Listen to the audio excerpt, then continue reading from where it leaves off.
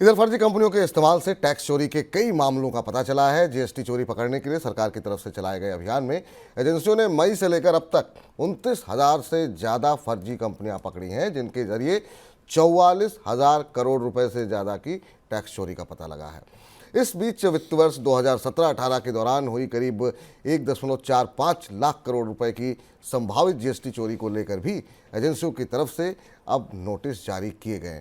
Sir, ये GST में हो क्या रहा है? 44,000 करोड़ रुपए, 29-30 कंपनियां, ज़्यादातर लिस्टेड कंपनियां, इवन सरकारी कंपनियां जीएसटी चुरा रही हैं। जीएसटी का 4 साल 5 साल बीतते बीतते जीएसटी ऐसा लगता है कि पूरा का पूरा जीएसटी टैक्स चोरी के हवाले हो गया। इतनी संभावना कभी भी नहीं थी टैक्स एवेजन की। और अगर आप पिछले रिकॉर्ड को देखें तो भारत का सबसे बड़ा, सबसे महत्वाकांक्षी सुधार सबसे बड़े टैक्स एवेजन का गढ़ हो गया है।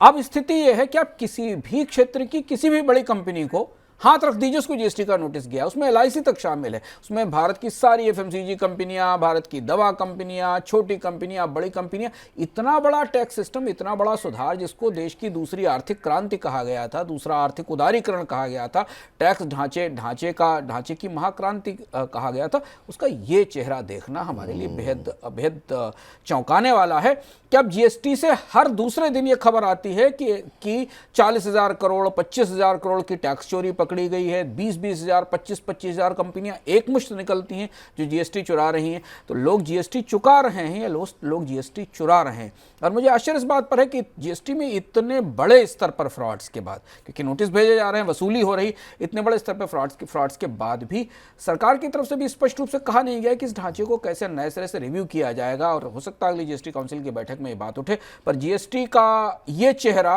बेहद अप्रत्याशित है। जीएसटी को तो यह कहकर कर लाया गया था कि भारत में इसके टैक्स चोरी रुक जाएगी, पारदर्शिता आएगी, सारी चीज़ें साफ सुथरी होंगी, जीएसटी का नेटवर्क भारत से सारी हर तरीके की टैक्स चोरी हटा देगा। लेकिन ऐसा लगता है इसे तो पिछला सिस्टम ज़्यादा बेहतर था, उससे ज़्यादा तो टैक्स चोरी अब निकल कर इसमें सामने आ रही। निश्चित रूप से काफ़ी अप्रत्याशित है और जितनी उम्मीदें थी, फिलहाल अभी तो उन उम्मीदों पर खरी नहीं उतरती हुई दिखाई दे रही जीएसटी।